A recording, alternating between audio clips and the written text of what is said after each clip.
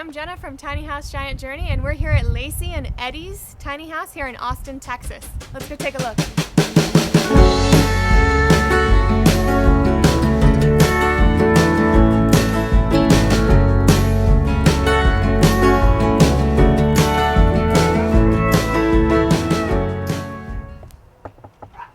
So this is Lacey. She lives here in this tiny house that she and her boyfriend built, fiance I should say now, correct? Yes. That's right. That Eddie built, and it is a tumbleweed cypress, right? Cypress 20. It's a 20 foot. Sorry, no, 18. It's an 18, yeah, because when I get in here I go, you know what, I think I was wrong about saying it was 20 earlier. So it's an 18 I always footer. forget myself, actually, so Yeah. it's not just you. No, I think you're right. So you guys moved in how long ago? September, so 5 months now? Yeah, 5 that's months. right. And you're living in an RV park just outside of Austin. Mm-hmm. And it's not quite finished, from what I'm understanding. Not quite. Definitely livable, though, especially since the RV park has some amenities, so that definitely helps. This is the biggest thing that we actually put work into so far since we moved in. Initially, we made it a big deal to get a closet together, which now is just for our jackets, basically, because we purchased these Dressers, Dressers. IKEA, drawers, yeah. Yeah, which were shockingly easy to put together. And they actually fit really perfectly in here. There are so many things in this house that have just magically fit together in the best way possible, and it's perfect. It's always nice when you find a piece of furniture that you can buy that actually fits perfectly without wasting any space, because that's the key, right? Absolutely. Not wasting any space. So with that said, actually, these two dressers fit all of our clothes. Nice. Except for our jackets, obviously. We do have these little dividers that tremendously help with that. And you roll your clothes, your shirts and stuff. Yeah, just because if we didn't, we absolutely could not fit our clothes. I'm pretty sure just folding them in the standard manner would not really work for us. Right, right. So, and at some point, we do want to get cushions for this and just kind of make it a little seating area. Yeah, yeah. So Eddie, your father and yourself built this tiny house, correct? How long did it take you? Okay, so we started last February, and we got to the point where it was livable in September, so what would that be? Oh, it's 7-8 months? Yeah, yeah. Well, it took us a year, and you don't have your plumbing done yet, so I can see. And then what happens when you move in, and it sort of slows down, right? Everything shuts down. We really, really thought that when we moved in, we would just go, okay, well, this stuff is in our face, we're going to get it done, and we just realized we could take a breath for a second, and we haven't been able to take a breath for about a year, so we finally got the opportunity and just went, okay, let's just stop for a second. Exactly. So everything really did slow down. Awesome. Well, let's go through the rest of the house. You have a desk office area here. Yeah, so we do want to change this pretty quickly. What we want to actually turn it into is once that ladder is gone, we would like to turn that into my stand-up desk area, and then Eddie will have a fold-down desk because he'll have a laptop. So this is very temporary, but yes, this is our living room movie workspace. So this will be the kitchen. Yes. So are you using this as your sink right now, as your makeshift sink? This is our very temporary sink, yes. I get it though, and it's working for you, and you have your hot water heater. I mean, it might be a good opportunity actually for people to see plumbing exposed, and that's what that is, correct? Yes, yeah. Hot water heater and a little bit of water storage there. So you do have fresh water coming in. We will once everything's hooked up, because we don't have any drainage. We just can't have any water coming into the house like that. Right. So this is literally our only water source.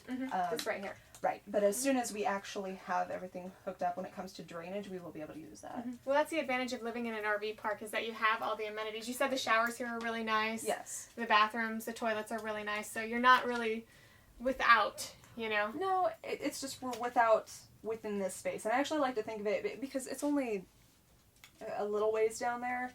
If we had a 2,000 square foot house, it would be the same distance. Right. It's really not like, it's not like we're really missing out. Just a little bit of climate in between. But since you're in Texas, it's not too bad. Not usually. When it gets into the night, that's a whole other story. Yeah. But most of the time, it's not that bad. Right.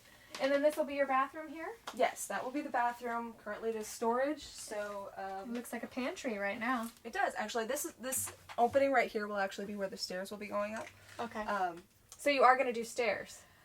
We are actually teetering between stairs and You know how in children's playscapes they typically have like a rock climbing wall, but there's a rope at the top? Oh, yeah. That's an alternative we're looking into, where it's just a slope that has typically Yeah, there's track yeah. pads on it, Mm-hmm. so Clark would be able to go up it still, and then we would actually have an alternative, and we might be able to work it out. That would be really cool and unique and interesting. So That's what we're going for. I vote for that. That's what we're leaning towards right now, but we have so many options right now. There are so many other things we want to focus on that's Right. kinda, Mm-hmm. it's more so taking the sideline when it comes to just what we're going to do. That is how he tells us he wants to go upstairs. Okay, come on, puppy. So this is your loft, and it still needs some finish work done. You know, some trim here and there, and then you haven't finished this out because this is where your staircase will come through. Right, this is the opening for the staircase. And then we still need to work on the trim around the windows, and we actually adjusted this a couple days ago. And we do still need to fill the little sections and detailing, basically. And then you guys have a special mattress like we do, correct? Yes, same brand and everything. So it's a Tufton Needle foam mattress. Do you mind if I show it? Go ahead. Okay, so underneath here we got the foam mattress, and then on the bottom there's netting. So it really is 5 inches thick, and it's really high density, so you don't sink into the ground and, you know, hit your backbone on the floor every night, which is a bummer. There's really quite a bit of headroom up here. You might have more headroom than I have. I think you do. Really? Yeah, so that's nice. I don't know if your roof or your loft is lower or if it's just the pitch, but It's a possibility that it's lower. yeah, it's different, but, you know, you can tell a difference. I like how you continued the wainscoting up here. That was a very last-minute decision. Was it? We had so much left over, and we just didn't want to waste it, so I went and decided to measure it, and Eddie and I both agreed that it looked nice, so we went with it. So you have the cedar, you know, siding on the outside, and then you guys stained it, correct? Yes, actually, every last piece. And I believe it's a less traditional siding. I believe it's called shiplap. Oh, okay, yeah, I have shiplap on mine as well. Okay. But mine's reclaimed, so we didn't have a whole lot of choice. Whereas when you buy cedar, you can do whatever you want. And then what was the inspiration for the blue trim? A couple different things. We didn't really want to do the same thing as Everybody most of the else. ones we were finding online, and most of the traditional ones, it seems like, actually have kind of the burgundy red, which looks nice. Yeah, but it's, you want to be different. Right, so that was a part of it, and we were teetering between green and blue, and most of the blues we just found we just liked more, so it was a matter of just preference, really.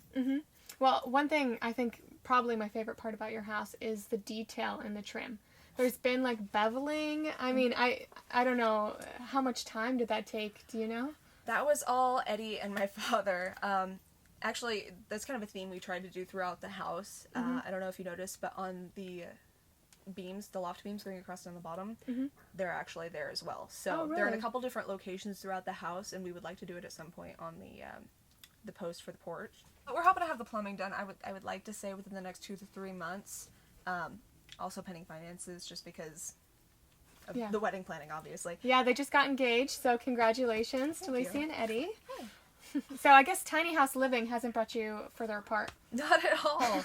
No, a lot of people were worried about that, but I actually find that it just makes us solve problems in a different way, and just we work together more, I think.